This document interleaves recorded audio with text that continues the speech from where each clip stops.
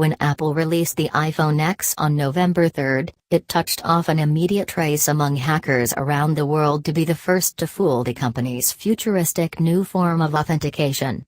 A week later, hackers on the actual other side of the world claim to have successfully duplicated someone's face to unlock his iPhone X, with what looks like a simpler technique than some security researchers believed possible.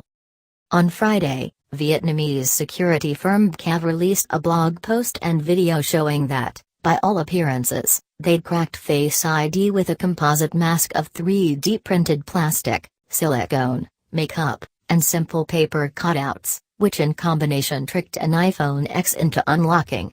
That demonstration, which has yet to be confirmed publicly by other security researchers, could poke a hole in the expensive security of the iPhone X, particularly given that the researchers say their mask cost just $150 to make.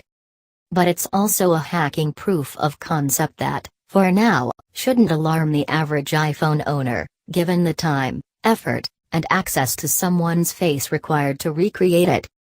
BCAV, meanwhile, didn't mince words in its blog post and FAQ on the research. Apple has done this not so well, writes the company. Face ID can be fooled by mask, which means it is not an effective security measure. In the video posted to YouTube, shown above, one of the company's staff pulls a piece of cloth from a mounted mask facing an iPhone X on a stand, and the phone instantly unlocks. Despite the phone's sophisticated 3D infrared mapping of its owner's face and AI-driven modeling, the researchers say they were able to achieve that spoofing with a relatively basic mask, little more than a sculpted silicone nose, some two-dimensional eyes and lips printed on paper, all mounted on a 3D printed plastic frame made from a digital scan of the would-be victim's face. The researchers concede, however, that their technique would require a detailed measurement or digital scan of a face of the target iPhone's owner. The researchers say they used a handheld scanner that required about 5 minutes of manually scanning their test subject's face. That puts their spoofing method in the realm of highly targeted espionage, rather than the sort of run-of-the-mill hacking most iPhone X owners might face. 1. Potential targets shall not be regular users, but billionaires, leaders of major corporations, nation leaders, and agents like FBI need to understand the Face ID's issue, the BCAV researchers write. They also suggest that future versions of their technique might be performed with a quick smartphone scan of a victim's face, or even a model created from photographs, but didn't make any predictions about how easy those next steps might be to engineer. Aside from the challenge of acquiring an accurate face scan, the researchers' simpler setup outperformed more expensive techniques for attempted Face ID trickery, namely, the ones we at Wired tried earlier this month.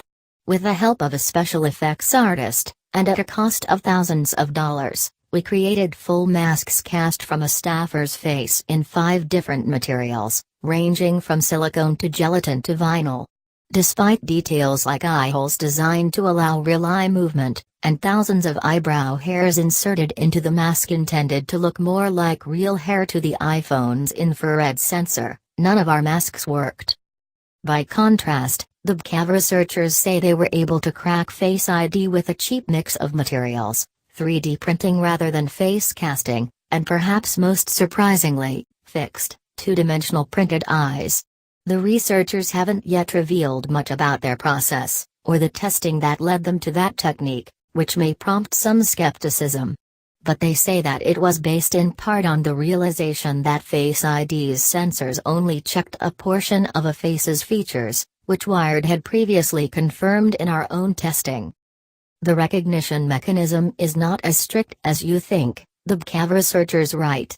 We just need a half face to create the mask. It was even simpler than we ourselves had thought. Without more details on its process, however, plenty about BCAV's work remains unclear. The company didn't respond to the majority of a long list of questions from Wired, saying that it plans to reveal more in a press conference later this week.